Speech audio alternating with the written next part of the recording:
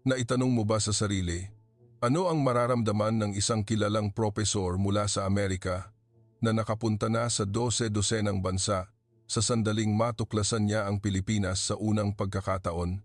Posible ba na ang isang maliit na bansa sa Timog Silangang Asya ay magpapamangha sa kanya upang bumulalas ng, "Hindi ako makapaniwala, ganito pala kasibilisado ang Pilipinas"? Halina't samahan natin ang nakakaintriga na kwentong ito. Dito, susundan natin si Professor Jonathan Reed, isang tanyag na historiador mula sa Harvard University, sa kanyang paglalakbay upang matuklasan ang isang modernong Pilipinas, sibilisado at puno ng mga sorpresa. Sa tingin mo, ano ang mayroon sa Pilipinas na sapat upang ang isang tulad niya ay magsalita ng ganoon? Tuklasin natin. Si Professor Jonathan Reed, isang lalaking lampas 50 na may kulay asin at paminta na buhok at makapal na salamin, ay hindi madaling mapabilib. Nakapaglakbay na siya sa mahigit 30 bansa, mula sa mga mararangyang lungsod tulad ng Paris at Tokyo hanggang sa malalayong lupain sa Aprika. Para sa kanya, ang bawat paglalakbay ay isang pagkakataon upang matuto tungkol sa kasaysayan, kultura at pag-unlad ng sangkatauhan. Ngunit ang Pilipinas, isang pangalan na alam lamang niya sa pamamagitan ng mga aklat at kalat-kalat na artikulo, ay hindi kailanman naging prioridad sa kanyang listahan. Pilipinas, isang bansa na dumaan sa pananakop, marahil ay pawang simpleng nayon lang na may ilang umuunlad na lungsod na isip niya. Ngunit ang kaisipang iyon ay ganap na nagbago nang tumapak siya sa Ninoy Aquino International Airport, Manila, isang banayad na umaga ng taglagas. Sa paglabas pa lamang niya mula sa salamin na pinto ng paliparan, naramdaman ni Jonathan ang ibang simoy ng hangin. Hindi ang karaniwang mainit at maalinsangang hangin ng Timog Silangang Asya na naranasan niya sa Malaysia o Singapore. Sa halip, isang bahagyang malamig na simoy ang humalo sa amoy ng mga luntiang puno sa kahabaan ng daan patungo sa sentro ng lungsod. Kakaiba, bulong niya habang ang taxi ay tahimik na nagmamaneho sa malalawak, malilinis na daan na may modernong matataas na gusali na kahalubilo ng mga tradisyonal na pulang bubong. Sumilip siya sa bintana, mabilis na isinulat sa kanyang maliit na notebook, Maynila, ang maayos na paghahalo ng luma at bago. Hindi kasing gulo gaya ng inaasahan ko. Ang driver ng taxi, isang binatilyong nagngangalang Rafi, ay ngumiti ng palakaibigan sa rearview mirror. "Professor, unang beses niyo po ba sa Pilipinas? Maligayang pagdating sa Maynila. Saan po muna kayo pupunta? Sa Intramuros o sa Luneta?" Nagulat si Jonathan sa matatas na Ingles ni Rafi. "Saan ka nag-aral ng Ingles?" tanong niya na puno ng pag-uusisa. Ngumiti si Rafi at sumagot, "Ay, sa high school lang po, tapos nag-aral na lang ako sa sarili sa YouTube at mga apps. Ngayon, halos lahat po rito ay nagsisikap na matuto ng banyagang wika para makipag-usap sa mga bisita." Tumango si Jonathan, idinagdag ang isa pang tala. "Ang mga kabataan ng Pilipinas ay masigla, nagsasarili sa pag-aaral at bukas ang isip." Nagsimula ang paglalakbay ni Jonathan sa Rizal Park, ang puso ng Maynila. Tumayo siya, natigilan sa mapayapang kagandahan ng kumikinang na lawa na may National Museum Complex at mga luntiang espasyo. Ngunit ang higit na nakagulat sa kanya ay ang mga tao sa paligid. Hindi maingay na kaguluhan, kundi mga grupo ng kabataan, matatanda, sa lahat ng edad, na naglalakad, nag-eehersisyo, o simpleng nakaupo at nagbabasa sa tabi ng parke. Isang lola na nakasuot ng barot saya at may buhok na nakapusod ang nagtuturo sa isang grupo ng mga mag-aaral na mag-sketch ng tanawin.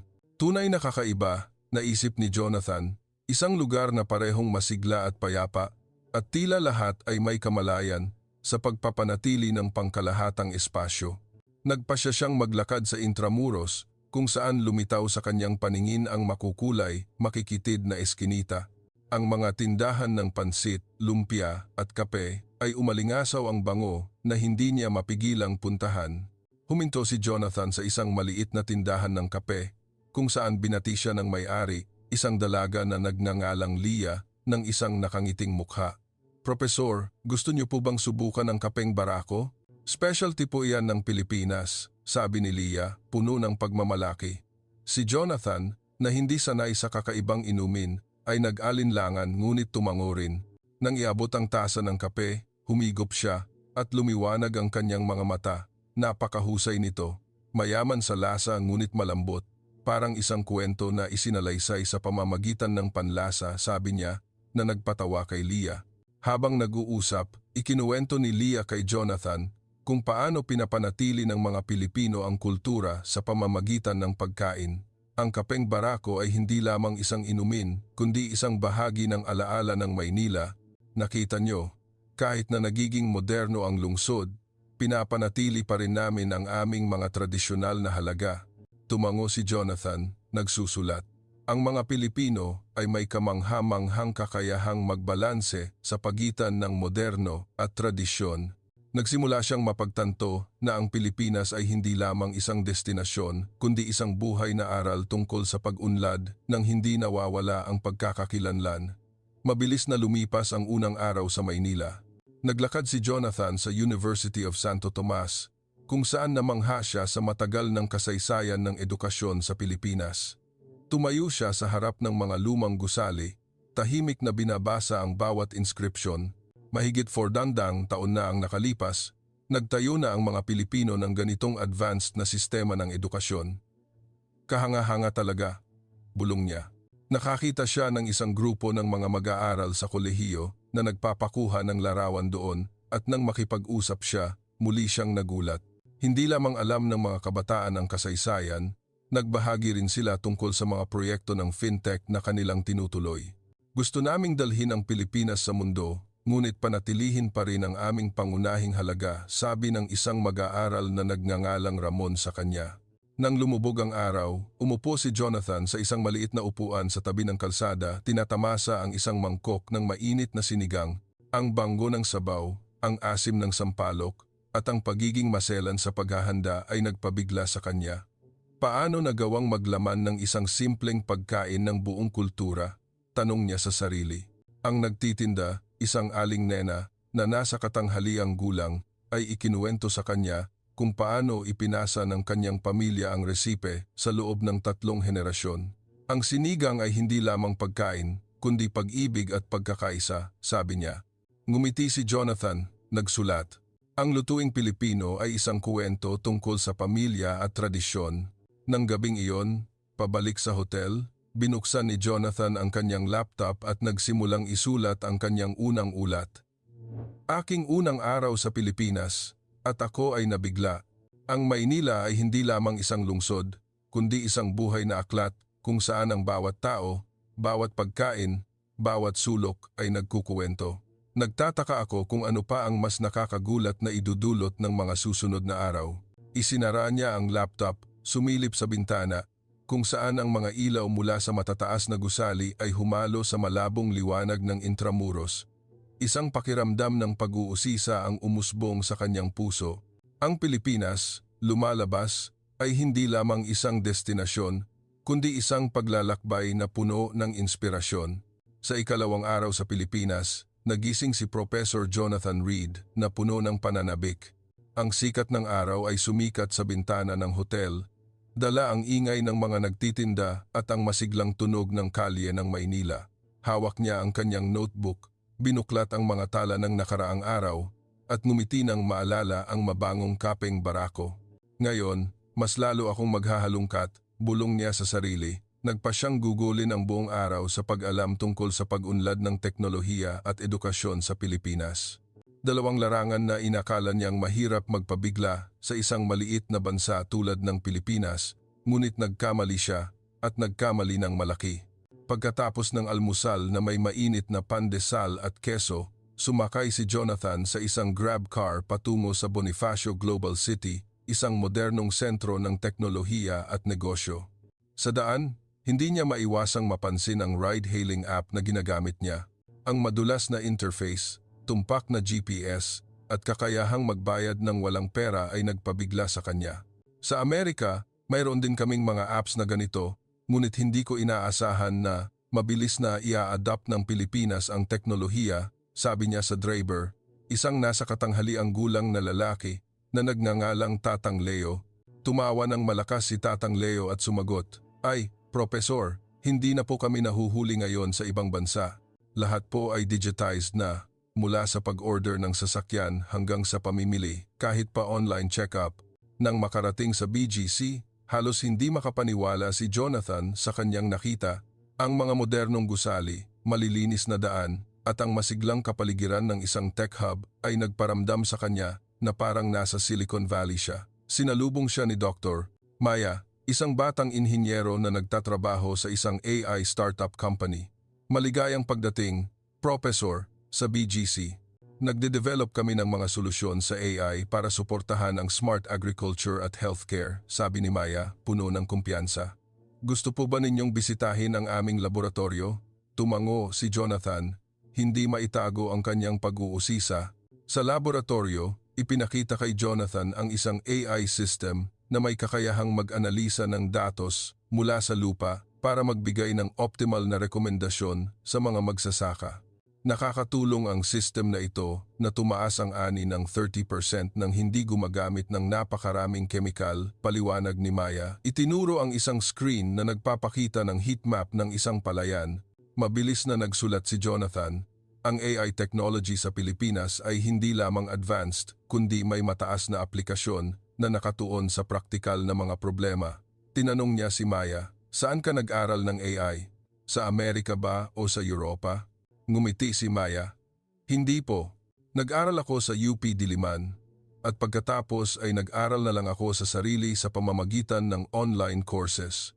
Ang Pilipinas po ngayon ay may maraming pagkakataon para sa pag-aaral ng high-tech. Sa hapon, dumalo si Jonathan sa isang seminar tungkol sa edukasyong STEM sa isang universidad sa Quezon City.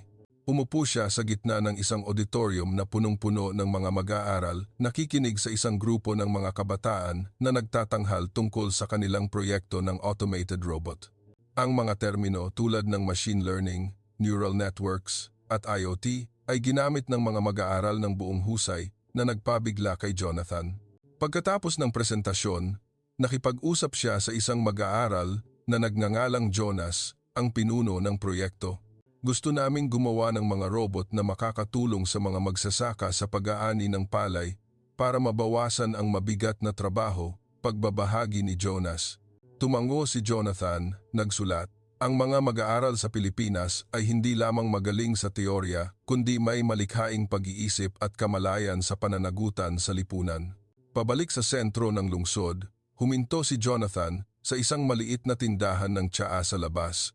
Inimbitahan siya ng may-ari, isang babae na nagngangalang Aling Tess, na subukan ang tsaa ng Sagada, isang uri ng herbal tea na kilala sa Cordilleras. Ang purong bango ng tsaa ay nagpabigla kay Jonathan. Hindi lang ito tsaa kundi isang gawa ng sining. Tumawa si Tess, ikinuwento kung paano pinanatili ng kanyang pamilya ang paggawa ng tsaa sa loob ng maraming henerasyon.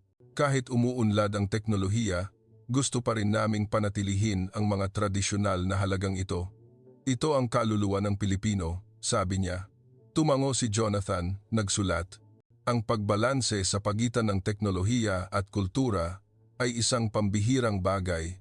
Sa gabi, nagpasya si Jonathan na maranasan ang isa pang aspeto ng Maynila, ang nightlife. Pumunta siya sa poblasyon, Makati, kung saan ang mga neon lights at masiglang musika ay nagsasama-sama. Ngunit ang higit na nagpabigla sa kanya ay ang pag-uugali ng mga tao, kahit masikip, walang nagtutulakan, at ang mga nagtitinda ay laging nakangiti ng palakaibigan. Umupo siya sa isang maliit na beer pub, umorder ng San Miguel Pale Pilsen, at pinanood ang mga tao. Inimbitahan siya ng isang grupo ng mga kabataan na nakaupo malapit doon na makipag-usap. Nagtanong sila tungkol sa Amerika, sa Harvard, at nagbahagi tungkol sa kanilang mga pangarap. Gusto kong maging isang data scientist, sabi ng isang dalaga na nagngangalang Hana. Mabilis na nagbabago ang Pilipinas at gusto naming maging bahagi ng pagbabagong iyon. Umuwi si Jonathan sa hotel na puno ng damdamin. Binuksan niya ang kanyang laptop at nagpatuloy sa pagsulat ng ulat. Aking ikalawang araw sa Pilipinas, nasaksihan ko ang isang bansa na malakas na umuunlad, advanced na teknolohiya, malikhaing edukasyon, at mga taong puno ng sigla, ngunit ang higit na nakabigla sa akin ay ang paraan nila ng pagpapanatili ng kanilang kultural na pagkakakilanlan sa gitna ng mabilis na pag-unlad. Lumalabas, ang Pilipinas ay hindi lamang isang umuunlad na bansa kundi isang huwaran ng makabuluhang pag-unlad. Isinara niya ang laptop, sumilip sa bintana kung saan ang mga ilaw mula sa matataas na gusali ay humalo sa liwanag mula sa mga lampara sa lumang bayan. Isang tanong ang sumagi sa kanyang isip. Mayroon pa bang mas nakakagulat na idudulot ang Pilipinas bukas? Umaga ng ikatlong araw, nagising si Professor Jonathan Reed na may matinding pag-uusisa. Ang mga karanasan sa Maynila ay nagpamulat sa kanya na ang Pilipinas ay hindi lamang isang hintuan, kundi isang cultural treasure at pag-unlad na karapat-dapat na hukayin ng mas malalim. Ngayon, nagpasya siyang umalis sa kabisera patungo sa Vigan, ang lungsod na tanyag sa kasaysayan at mayamang kultural na pamana. Kung ang Maynila ay ang paghahalo ng tradisyon at moderno, ano ang idudulot ng Vigan? Tanong niya sa sarili habang naghahanda ng bagahe at sumasakay sa maikling biyahe papuntang Lawag International Airport. Nang lumapag ang eroplano, agad na naakit si Jonathan sa katahimikan ng Vigan.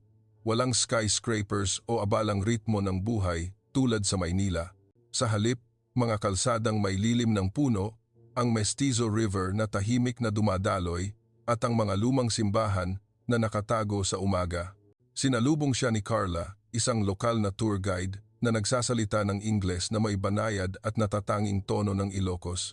Maligayang pagdating, Profesor, sa Vigan, ang lungsod ng kasaysayan at tula, sabi ni Carla, ngumiti ng may init. Ngumiti pabalik si Jonathan, nagsulat, ang mga Pilipino, nasaan man sila, ay laging palakaibigan at mapagpatuloy. Nagsimula ang paglalakbay sa Calle Crisologo, ang sentro ng lumang lungsod ng Vigan. Dumiretso si Jonathan sa harapan ng mga cobblestone streets at mga lumang Spanish colonial houses. Parang pumasok sa isang buhay na aklat ng kasaysayan, bulong niya habang inakay siya ni Carla sa mga lumang bahay, museo at mga tindahan. Ikinuwento ni Carla ang tungkol sa pananakop ng Kastila, tungkol sa mga makasaysayang pangyayari at kung paano naging sentro ng kultura at edukasyon ang Vigan sa rehiyon. Noong ika-19 na siglo, ang Vigan ay mayroon ng matatag na sistema ng edukasyon hindi nahuhuli sa Europa noong panahong iyon, paliwanag ni Carla. Nagsulat si Jonathan, ang Vigan ay patunay ng isang matagal ng sibilisasyon na may malalim na paggalang sa kaalaman. Ang higit na nakabigla kay Jonathan ay ang paraan ng pagpapanatili ng mga taga-Vigan sa kanilang pamana. Sa isang handicraft workshop sa lumang bayan, nakita niya si Kuya Luis, isang batang artisan na maselang naglilok ng isang wood carving. Natuto kami ng aming sining mula sa aming mga ninuno, ngunit isinasama rin namin ang modernong teknolohiya para mapanatili ang mga disenyo, sabi ni Luis. Itinuro ang isang tablet na nagpapakita ng mga digital na blueprints. Nagulat si Jonathan, gumagamit ka ng teknolohiya para suportahan ang tradisyonal na sining. Tumango si Luis, tama, Profesor.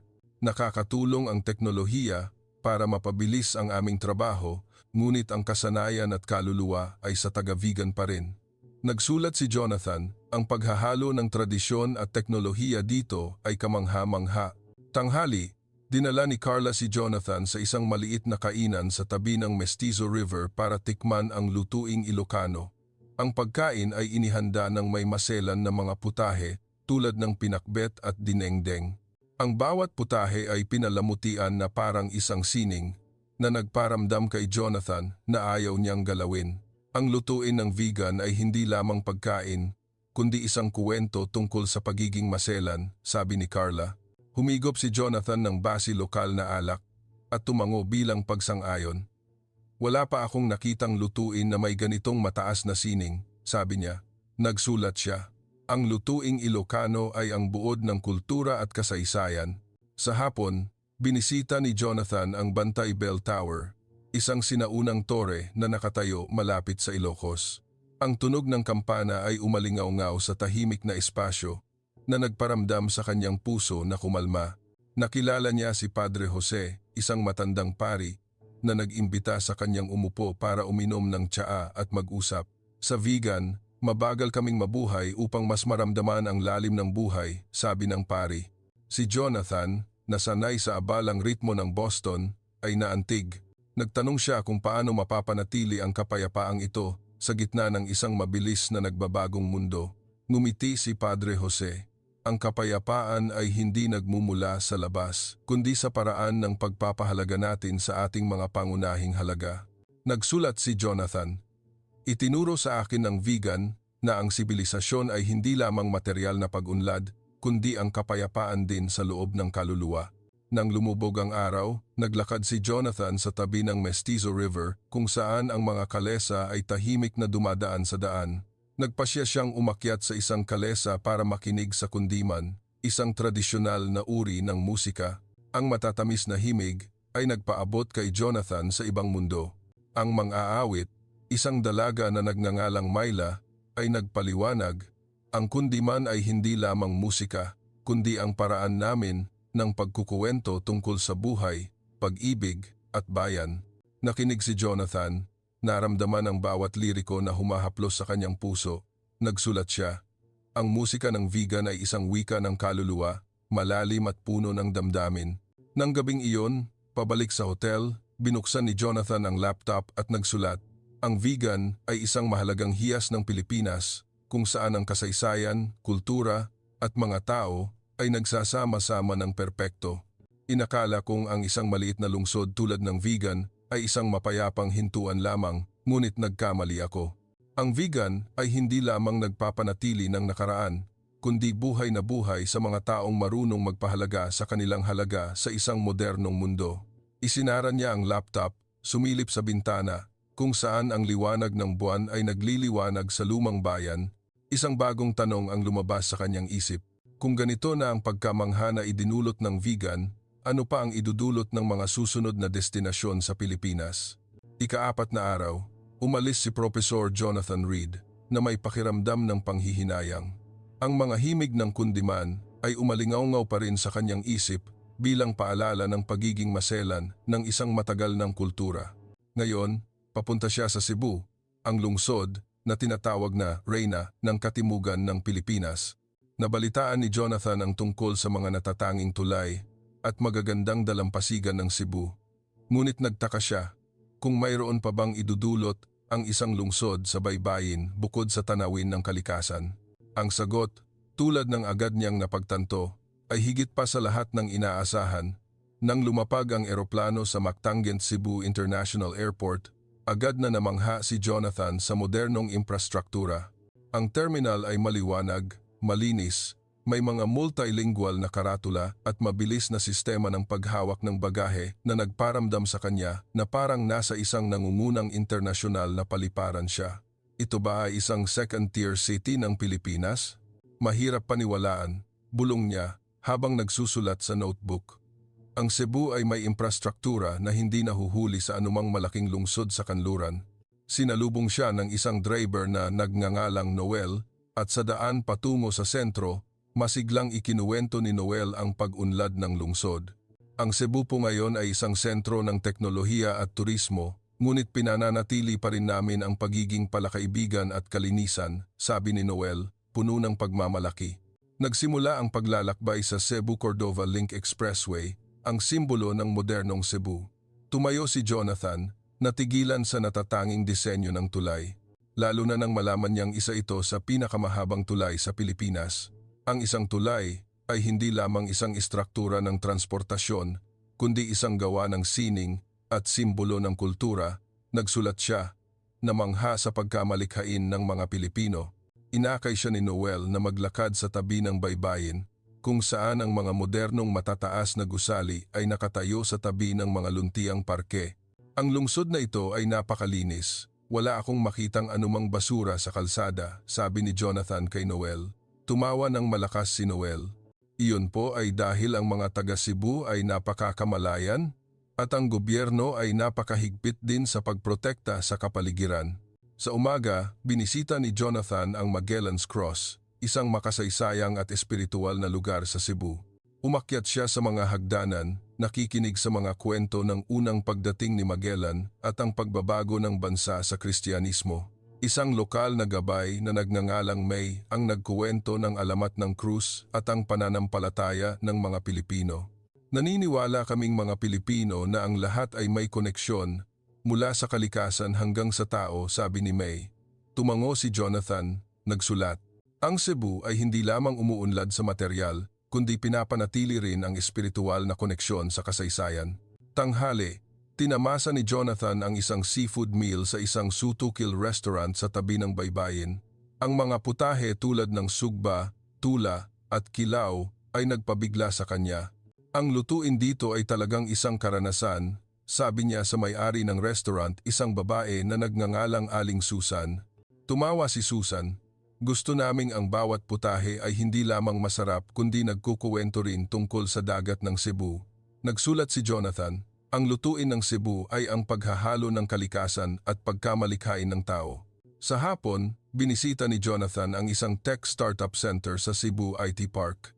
Sinalubong siya ni Kuya Ben, isang batang negosyante na namumuno sa isang software development company. Gumagawa kami ng mga apps para suportahan ang smart tourism, mula sa tour booking hanggang sa personalized experience, paliwanag ni Ben. Itinuro ang isang screen na nagpapakita ng interface ng app. Nagulat si Jonathan nang malaman na ang kumpanya ni Ben ay nag-export na ng software sa Amerika at Europa. Ang mga kabataan dito ay hindi lamang nagtatrabaho para sa lokal na merkado, kundi nakikipagkumpitensya sa buong mundo. Nagsulat siya, humanga. Ngumiti si Ben. Ang Cebu ay may napakagandang kapaligiran para sa startup, mula sa suporta ng gobyerno hanggang sa malikhaing komunidad. Nang lumubog ang araw, naglakad si Jonathan sa dalampasigan ng Mactan, kung saan nakita niya ang mga pamilyang naglalaro, mga kabataang nagtatakbuhan at mga matatandang nag-ehersisyo sa tabi ng dagat. Ang kapaligiran dito ay napaka-espesyal, parehong masigla at payapa, naisip niya. Inimbitahan siya ng isang grupo ng mga kabataan na maglaro ng beach volleyball. At kahit medyo nahihiya, sinubukan pa rin ni Jonathan. Umalingaw-ngaw ang tawanan nang clumsy siyang tumama sa bola. Ngunit ang pagiging palakaibigan ng lahat ay nagparamdam sa kanya na parang nasa bahay siya. Ang mga Pilipino ay may kakayahang magparamdam sa mga estranghero na parang pamilya, nagsulat siya. Sa gabi, dumalo si Jonathan sa isang kaganapan sa kultura sa SM Seaside City, Cebu, kung saan may sinulog performance. Napanood niya ang isang cultural dance at nakinig sa mga Bisaya folk songs. Isang dalaga na nagngangalang Ana na nag-organisa ng kaganapan ang nagbahagi. Gusto naming makita ng mga turista ang modernong Cebu, ngunit maramdaman din ang aming kultura. Tumango si Jonathan, nagsulat. Ang Cebu ay isang lungsod na marunong magkuwento mula sa mga tulay hanggang sa mga pagtatanghal ng kultura. Pabalik sa hotel, binuksan ni Jonathan ang laptop at nagsulat. Ang Cebu ay isang buhay na patunay ng sustainable development, isang lungsod na malinis, moderno, ngunit pinapanatili pa rin ang kultural na pagkakakilanlan at pagiging palakaibigan. Nagsisimula na akong maintindihan kung bakit tinawag itong Reyna ng Katimugan. Muli akong pinatingnan ng Pilipinas sa aking mga pagtatangi. Isinara niya ang laptop, sumilip sa bintana kung saan ang mga ilaw mula sa tulay ay nagre-reflect sa tubig. Isang bagong tanong ang lumabas. Kung ganito na kahanga-hanga ang Cebu, ano ang idudulot ng Davao, ang sentro ng ekonomiya ng Katimugan? Umaga ng ikalimang araw, sumakay si Professor Jonathan Reed sa maagang biyahe mula Cebu patungong Davao City, ang pinakamasiglang sentro ng ekonomiya sa Katimugan ng Pilipinas. Pagkatapos ng mga araw na karanasan sa Maynila, Vigan at Cebu, nagsimula na niyang maramdaman ang pagkakaiba-iba ng bansang ito. Ngunit ang Davao, tulad ng nabalitaan niya, ay isang ganap na ibang mundo. Ito ang lugar kung saan mas mabilis ang ritmo ng buhay, mas moderno, ngunit mapapanatili ba nito ang pagkakakilanlan tulad ng mga naunang lungsod? Tanong niya sa sarili habang lumapag ang eroplano sa Francisco Bangoy International Airport. Hindi niya alam na ang Davao ay magpapatuloy na magpabigla sa kanya sa isang ganap na bagong paraan. Sa paglabas niya sa paliparan, agad na nahila si Jonathan sa abalang ritmo ng buhay. Ang agos ng mga sasakyan ay dumaloy na parang walang katapusang ilog, ang mga skyscrapers ay kumikinang, at ang tunog ng mga busina ay humalo sa masiglang tawanan. Ito na talaga ang isang modernong metropol, bulong niya habang nagsusulat. Ang Davao ay nagtataglay ng enerhiya ng isang pandaigdigang lungsod ngunit mayroon pa ring sariling natatanging katangian. Sumakay siya sa isang taxi app at ang driver, isang lalaking nagngangalang Rolly, ay bumati sa kanya nang may malawak na ngiti. Maligayang pagdating sa Davao, San Pedro Square o Lanang. Nag-usisa si Jonathan tungkol sa sentro ng lungsod at pinili ang San Pedro Square. Nagsimula ang paglalakbay sa San Pedro Square kung saan agad na namangha si Jonathan sa kasiglahan. Ang mga tindahan, modernong coffee shops at street performances ay nagparamdam sa kanya na parang nasa isang sulok siya ng New York o London. Ngunit ang nakakuha ng kanyang pansin ay ang pagkakaiba-iba ng mga tao, mga Pilipino, dayuhan, kabataan, matatanda, lahat ay nagsama-sama sa isang espasyo na puno ng enerhiya. Ang Davao ay isang hurno ng kultura. Nagsulat siya habang nakatayo sa harap ng Davao City Hall, isang makasaysayang istruktura na nakatayo sa gitna ng modernong lungsod. Dinala ni Rolly si Jonathan sa isang maliit na kainan sa poblasyon kung saan tinamasa niya ang isang mangkok ng kinilaw. Iba ang kinilaw ng Davao sa kinilaw ng Cebu, hindi ba? Tanong ni Jonathan, napansin ang mas maanghang at mas matapang na lasa. Ang may-ari, isang babae na nagngangalang Manang Edna, ay tumango. Ang lutuin ng Davao ay bold. Gusto naming magdagdag ng maraming sili, sibuyas at sariwang prutas. Ang bawat rehiyon ay may sariling paraan ng pagluluto, ngunit lahat ay may puso. Ngumiti si Jonathan, nagsulat. Ang lutuin ng Davao ay nagre-reflect sa personalidad ng lungsod. Bukas, iba-iba, at laging handang mag-eksperimento. Sa hapon, binisita ni Jonathan ang Azuela Cove, isang modernong urban area na may malalawak na daan, luntiang parke, at mga gusaling may internasyonal na estilo. Nakilala niya si Arch, Celine, isang arkitekto na nagtatrabaho doon, na nagpakilala sa pag-unlad ng urban area. Ang Azuela Cove ay binuo noong huling bahagi ng dekada 90 na may layuning lumikha ng isang modernong espasyo para sa buhay, ngunit malapit pa rin sa kalikasan, paliwanag ni Celine. Nagulat si Jonathan nang malaman na ang lugar na ito ay dating latian. Ang mga Pilipino ay may kakayahang gawing posible ang imposible, nagsulat siya, pinanood ang mga pamilyang naglalakad sa parke. Pagkatapos, pumunta si Jonathan sa isang innovation center sa Lanang kung saan nakilala niya si Kuya Nico, isang startup founder na may ideya tungkol sa agritech. Nagbahagi si Nico tungkol sa kung paano naging sentro ng startup sa Katimugan ang Davao. Mayroon kaming napakalakas na komunidad, mula sa mga investor hanggang sa mga kabataang puno ng ideya. Ang Davao ay ang lugar kung saan mo maaaring gawing katotohanan ang iyong mga pangarap, sabi ni Nico, itinuro ang isang screen na nagpapakita ng mga proyektong isinasagawa. Si Jonathan, na sanay sa Silicon Valley, ay namangha. Ang Davao ay may isang dynamic na ecosystem ng startup, hindi nahuhuli sa saan man sa mundo. Nang lumubog ang araw, naglakad si Jonathan sa tabi ng Davao River kung saan nasaksihan niya ang isang hindi malilimutang tanawin.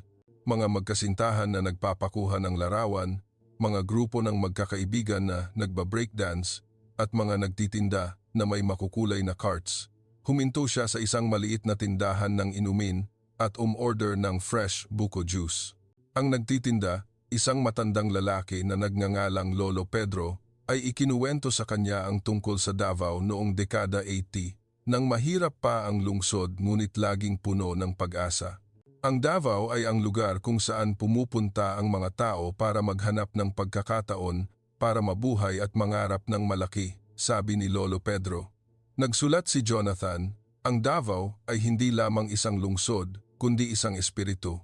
Sa gabi, dumalo si Jonathan sa isang jazz performance sa isang bar sa sentro. Ang masiglang musika na naghahalo ng istilong kanluranin at mga katutubong himig ng Pilipino ay nagparamdam sa kanya na hindi siya mapakali. Ang manager ng bar, isang dalaga na nagngangalang Karina, ay nagbahagi. Gusto naming dalhin ang internasyonal na musika sa Davao, ngunit panatilihin pa rin ang kaluluwang Pilipino. Pumalakpak si Jonathan sa ritmo, naramdaman ang paghahalo ng kultura sa bawat nota.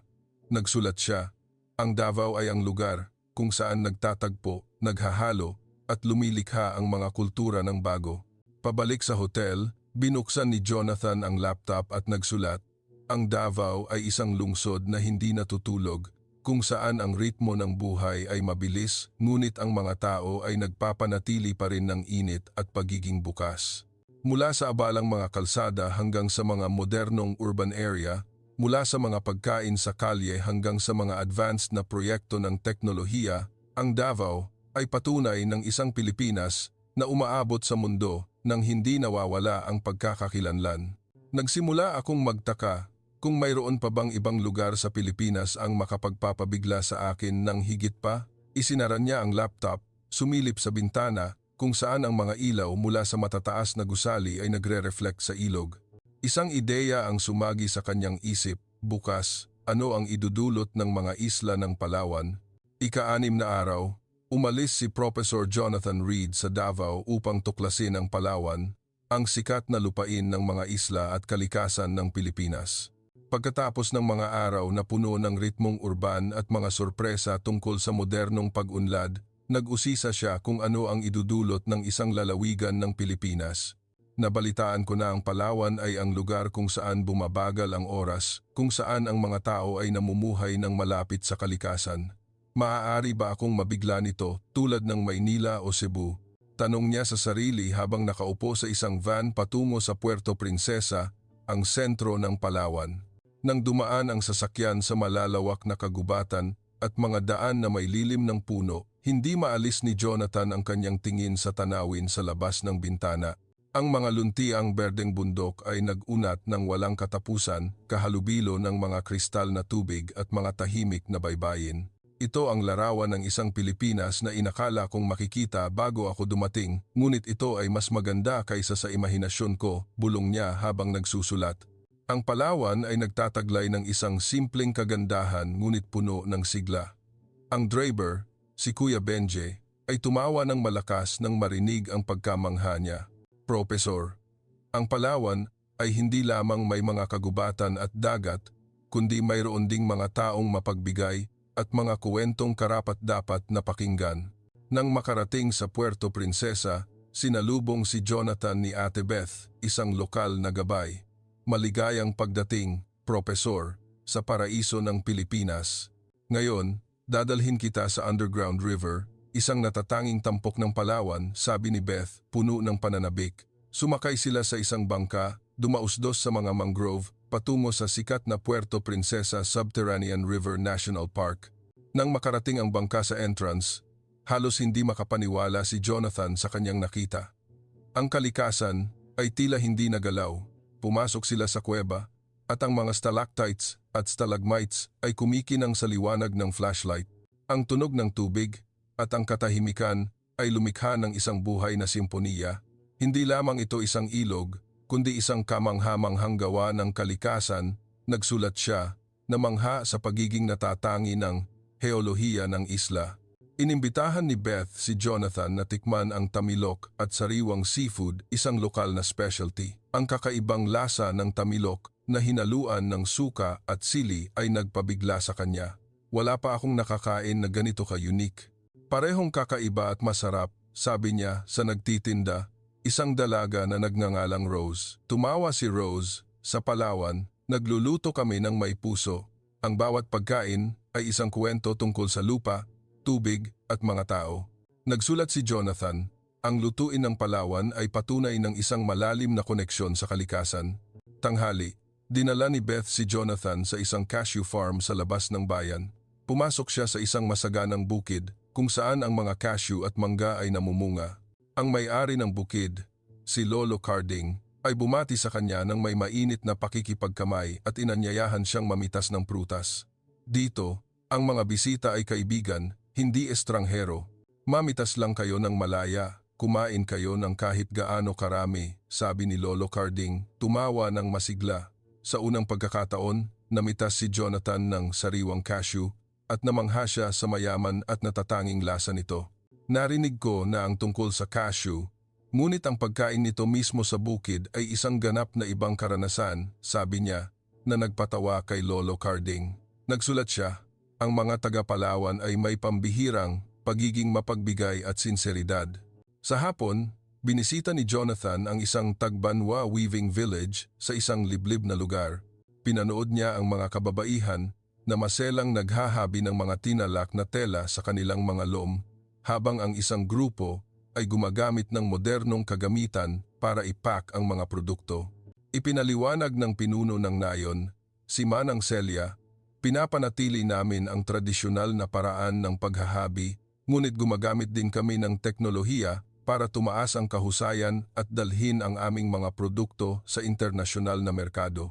Nagulat si Jonathan nang malaman na ang mga tnalak na tela mula sa nayong ito ay na-export na sa Amerika at Europa. Pinananatili ninyo ang tradisyon at nakikipagkumpetensya sa buong mundo. Kahanga-hanga talaga, nagsulat siya, humanga sa malikhaing espiritu ng mga tao doon. Nang lumubog ang araw, sumakay si Jonathan sa isang sunset cruise kung saan nakinig siya sa Tagbanwa indigenous music, isang natatanging uri ng folk music sa Katimugan. Ang malambing na himig, na hinaluan ng matatamis na liriko, ay nagparamdam sa kanyang puso na kumalma. Ibinahagi ng musikero, si Kuya Ruel, ang musika namin ay ang paraan namin ng pagkukuwento tungkol sa buhay, pag-ibig sa bayan, at pakikipag-ugnayan sa kalikasan. Kahit nagbabago ang panahon, gusto pa rin naming panatilihin ito. Pumalakpak si Jonathan, nagsulat. Ang musika ng Palawan ay isang tulay sa pagitan ng nakaraan at kasalukuyan, puno ng damdamin at kabuluhan. Pabalik sa hotel sa Puerto Princesa, binuksan ni Jonathan ang laptop at nagsulat. Ang Palawan ay isang buhay na larawan tungkol sa mga tao at kalikasan. Mula sa underground river hanggang sa mga bukid, mula sa tradisyonal na paghahabi hanggang sa musika ng mga katutubo, ang lugar na ito ay hindi lamang isang lupain, kundi isang paraan ng pamumuhay. Ang mga taga-Palawan, sa kanilang pagiging mapagbigay at pagkamalikhain, ay nagpamulat sa akin na ang sibilisasyon ay hindi lamang nasa matataas na gusali, kundi sa paraan ng pakikipag-ugnayan ng mga tao sa kalikasan at pagpapanatili ng pagkakakilanlan. Isinara niya ang laptop, sumilip sa bintana kung saan ang liwanag ng buwan ay nagliliwanag sa karagatan. Isang bagong tanong ang lumabas. Pagkatapos ng Palawan, ano pa ang mas nakakagulat na idudulot ng mga bulubundukin ng Cordilleras? Ikapitong araw, umalis si Professor Jonathan Reed sa Puerto Princesa, dala ang hindi malilimutang mga alaala tungkol sa mga isla ng Palawan. Ngayon, papunta siya sa Baguio, ang summer capital na matatagpuan sa Cordilleras. Pagkatapos ng mga karanasan sa Maynila, Vigan, Cebu, Davao at Palawan, nagtaka si Jonathan kung mayroon pa bang idudulot ang isang lungsod sa bundok. Nabalitaan ko na ang Baguio ay ang lugar ng hamog at puno ng pino, ngunit mayroon pa ba itong higit pa bukod sa kagandahan ng kalikasan? Naisip niya habang ang van ay lumiko sa mga liku-likong daan patungo sa malamig na plato. Hindi niya inasahan na ang Baguio ay magiging isang bagong kabanata na puno ng mga sorpresa sa kanyang paglalakbay. Nang makarating ang sasakyan sa Baguio, agad na naakit si Jonathan sa sariwang hangin at tula ng tanawin. Ang mga luntiang berdeng puno ng pino, ang mga daan na may lilim ng bulaklak, at ang mga bahay na may istilong Kastila-Amerikano ay nagparamdam sa kanya na parang nasa isang European town siya. Hindi ito, katulad ng anumang nakita ko sa Pilipinas, bulong niya habang nagsusulat. Ang Baguio ay isang natatanging paghahalo ng kalikasan at arkitektura. Tumawa ng malakas ang driver, si Kuya Eddie, Profesor. Ang Baguio ay ang lugar kung saan nagpapahinga ang puso. Makikita mo na ang mga tao rito ay mabagal mabuhay ngunit malalim. Nagsimula ang paglalakbay sa Burnham Park, ang puso ng Baguio. Naglakad si Jonathan sa tabi ng lawa, pinanood ang kumikinang na tubig sa ilalim ng sikat ng araw. Ang mga swan boats na may mga magkasintahan, ang mga nagtitinda ng bulaklak na may mga basket na puno ng hydrangeas at mimosa ay nagparamdam sa kanyang puso na gumaan. Huminto siya sa isang maliit na coffee shop sa tabi ng lawa, umorder ng mainit na kape. Ang may-ari, si Aling Rose, ay nagbahagi. Ang kape ng Baguio ay hindi lamang inumin, kundi ang paraan namin ng pagtamasa ng buhay. Nakikita mo ba? Lahat ay kalmado rito, walang nagmamadali. Humigop si Jonathan ng kape, naramdaman ang matapang na lasa at nagsulat. Ang Baguio ay nagbibigay ng pambihirang pakiramdam ng kapayapaan tulad ng isang lugar para magpahinga ang kaluluwa. Sa umaga, dinala ni Kuya Eddie si Jonathan sa Mines View Park, isang sikat na destinasyon na may luntiang mga burol at malinaw na lawa. Nagulat siya nang makita ang mga pamilya at mga grupo ng kabataan na nagpipiknik, naglalaro at nagpapakuha ng larawan. Ang lugar na ito ay hindi lamang maganda kundi puno rin ng saya, sabi niya kay Eddie. Tumango si Eddie. Ang mga taga Baguio ay mahal ang kalikasan at gusto naming ibahagi ang kagandahang ito sa lahat. Nagsulat si Jonathan. Ang Baguio ay patunay na maaaring mamuhay ng magkakasuwato ang tao sa kalikasan nang hindi na kinakailangang mag-exploit ng labis. Tanghali, tinamasa ni Jonathan ang isang pagkain sa isang lokal na kainan kung saan natikman niya ang mga specialty tulad ng pinikpikan, strawberry taho at ube jam. Ang bawat putahe ay may natatanging lasa na nagpabigla sa kanya. Ang lutuin ng Baguio ay talagang kakaiba, parehong rustic at masarap, sabi niya sa chef, isang babae na nagngangalang Manang Lita. Tumawa si Lita, gumagamit kami ng mga sangkap mula mismo sa lupa ng Cordilleras, mula sa gulay hanggang sa mga herbs. Ang bawat putahe ay isang kwento tungkol sa lupain na ito. Nagsulat si Jonathan, ang lutuin ng Baguio ay ang koneksyon sa pagitan ng tao at kalikasan, puno ng pagkamalikhain. Sa hapon, binisita ni Jonathan ang isang high-tech na strawberry farm sa labas ng Baguio. Sinalubong siya ni Kuya Ken, isang batang agricultural engineer.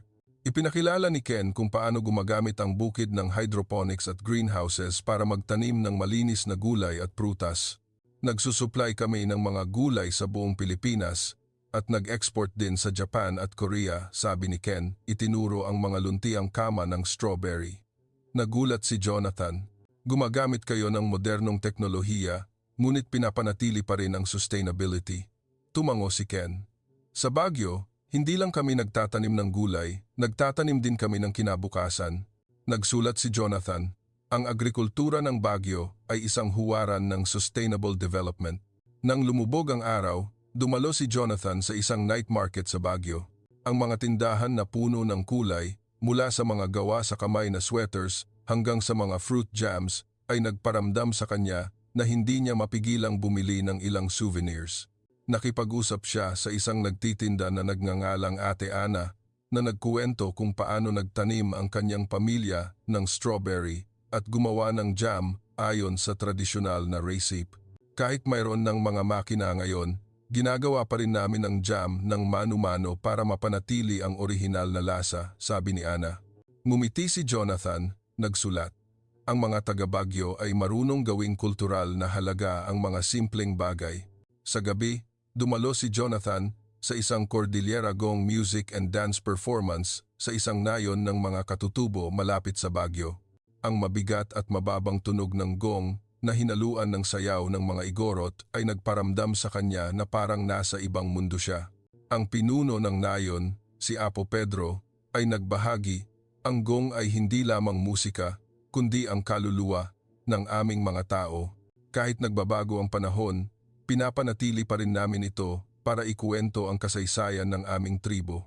Pumalakpak si Jonathan, nagsulat, ang kultura ng mga katutubo sa Cordilleras ay isang kayamanan na pinananatili ng may pagmamalaki. Pabalik sa hotel, binuksan ni Jonathan ang laptop at nagsulat, ang Baguio ay isang mahalagang hiyas sa bundok kung saan ang kalikasan, kultura at mga tao ay nagsasama-sama ng perpekto. Mula sa mga burol ng pino hanggang sa mga high-tech na bukid, mula sa natatanging lutuin hanggang sa musika ng gong, itinuro sa akin ng Baguio na ang sibilisasyon ay hindi lamang pag-unlad kundi ang paraan ng pakikipag-ugnayan ng mga tao sa kalikasan at kanilang pagkakakilanlan. Isinara niya ang laptop. Sumilip sa bintana kung saan ang hamog ay nagkalat sa mga burol. Isang bagong tanong ang lumabas. Sa huling araw ko sa Pilipinas, ano ang matutuklasan ko para makumpleto ang larawan ng bansang ito? Ang ikawalong araw ay ang huling araw sa paglalakbay ni Professor Jonathan Reed sa Pilipinas at bumalik siya sa Maynila upang kumpletuhin ang larawan ng bansang ito. Pagkatapos ng mga araw na karanasan sa Maynila, Vigan, Cebu, Davao, Palawan at Baguio, nasaksihan niya ang isang magkakaibang Pilipinas mula sa mga modernong lungsod hanggang sa mapayapang mga lalawigan, ngunit ngayon, gusto niyang malaman ng mas malalim ang tungkol sa mga Pilipino, tungkol sa espiritu at mga halaga na lumikha ng isang bansa na walang tigil na nagpabigla sa kanya. Ngayon, gusto kong maintindihan kung ano ang nagtulak sa Pilipinas na umunlad ng malakas, bulong niya sa sarili habang lumalabas sa hotel isang malamig na umaga sa Maynila. Sinimulan ni Jonathan ang araw sa National Museum of the Philippines kung saan ipinapakita ang kultura ng mahigit 10 indigenous groups. Pumasok siya sa eksibisyon, namangha sa mga tradisyonal na bahay na ginawa mula sa bahay kubo hanggang sa torogan ng mga Maranao. Isang gabay na nagngangalang Lia ang nag-akay sa kanya sa bawat seksyon, nagkukuwento tungkol sa kultural na pagkakaiba-iba ng Pilipinas. Ang bawat grupo ay may sariling wika, kasuotan at kaugalian, ngunit ipinagmamalaki naming lahat na kami ay Pilipino, sabi ni Lia, nagsulat si Jonathan. Ang kultural na pagkakaiba-iba ng Pilipinas ay isang puwersa na nagbubuklod sa pamamagitan ng diwa ng pambansang pagkakaisa. Sa isang sulok ng museo, dumalo si Jonathan sa isang indigenous dance performance, isang natatanging tradisyonal na sining. Ang mga mananayaw ay gumalaw ng may husay, nagkukuwento ng mga alamat at kuwento tungkol sa agrikultura at buhay. Wala pa akong nakitang ganitong uri ng sining, bulalas niya, pumalakpak ng matapos ang performance. Ang artista, si Kuya Miguel, ay nagbahagi. Ang aming mga sayaw ay ang paraan namin ng pagpapanatili ng mga kuwento ng aming mga ninuno para hindi malimutan ng mga susunod na henerasyon ang aming pinagmulan. Nagsulat si Jonathan, ang mga Pilipino ay may malalim na paggalang sa kasaysayan at tradisyon. Tanghali, pumunta si Jonathan sa isang Technical Education and Skills Development Authority Center sa labas ng Maynila kung saan nakilala niya ang mga kabataan na nag-aaral ng mga kasanayan tulad ng programming, graphic design at automotive repair. Ipinaliwanag ng center manager, si Miss Hana, gusto naming bigyan ang mga kabataan hindi lamang ng kasanayan kundi pati na rin ng diwa ng self-reliance at pagkamalikhain.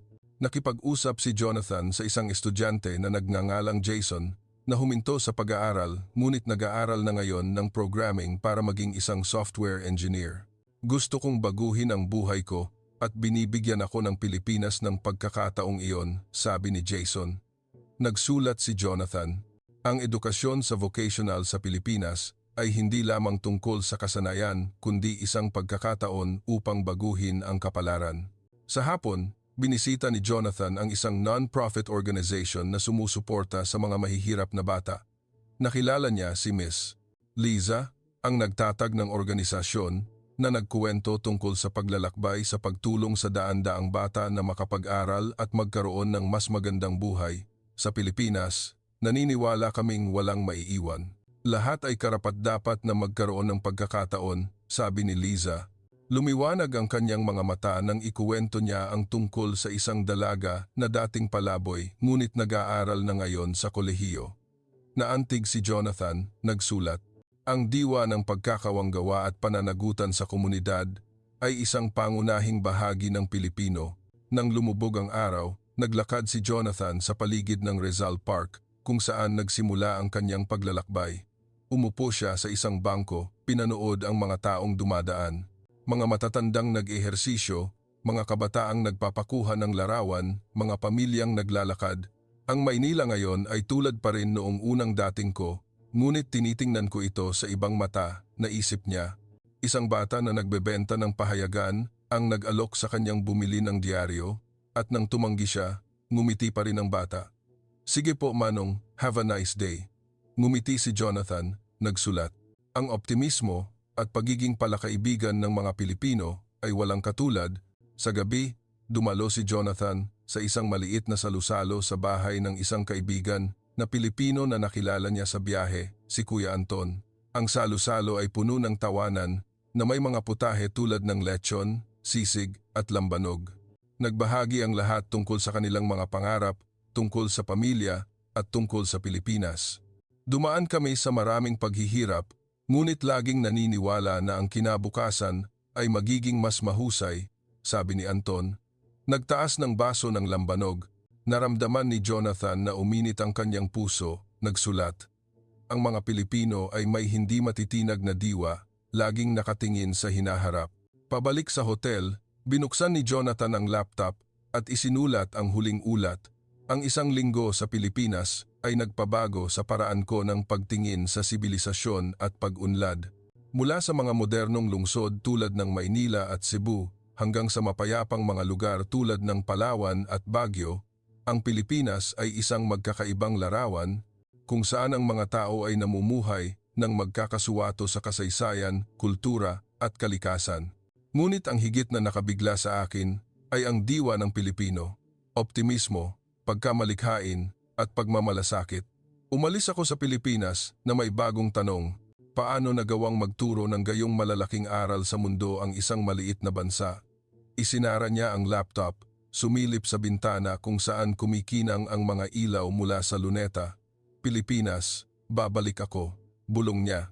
Salamat sa pagsunod sa kamanghamanghang paglalakbay ni Professor Jonathan Reed sa Pilipinas. Kung nagustuhan mo ang kuwentong ito, i-click ang subscribe button para hindi mo makaligtaan ang iba pang nakakaintriga na kuwento tungkol sa bansa at mga tao ng Pilipinas. Salamat at magkita tayo muli.